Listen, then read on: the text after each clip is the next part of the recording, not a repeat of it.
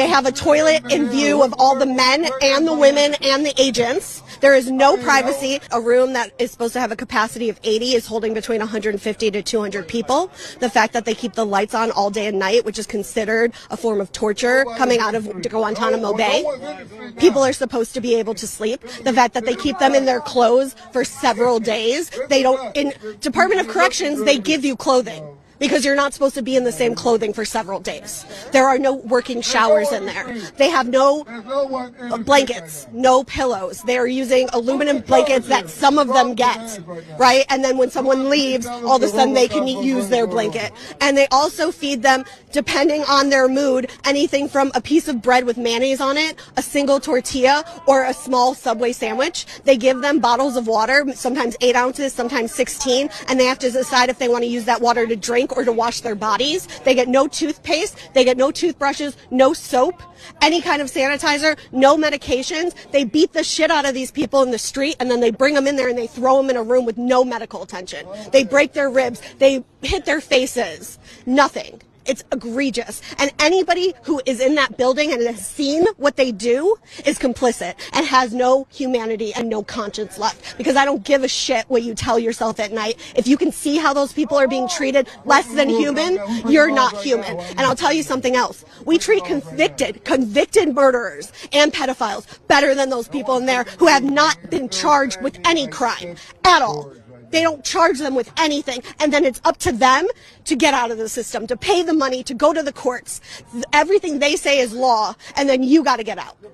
It's unconscionable, and the reason that they do it is so they can get their deportation numbers, so that Trump can put them up and say that he did something better than Obama. I can't even get into the fact that being unlawfully present is a civil offense that has no criminal charges, not a misdemeanor, it's not a felony, and that in order to charge them with a misdemeanor, they have to have proof that the person illegally entered the country, which most of the times you don't have, because 40% of the people here came on visas and overstayed. So they don't apply under that. Second of all, that law has a 5-year statute of limitation. So for the people who've been here for 20 years, there's no way they could charge them with that misdemeanor. There's no way, which means that they are civilly being held and their punishment is just deportation. That's it.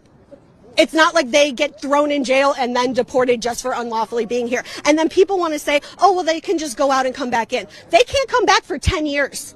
They lose their house, their family, their business. Then they go to a country they haven't been to in 20 years where they have no business, no contacts, don't know where their next meal is coming from. We put fucking murderers in jail and we give them 3 hots and a cot. Come on.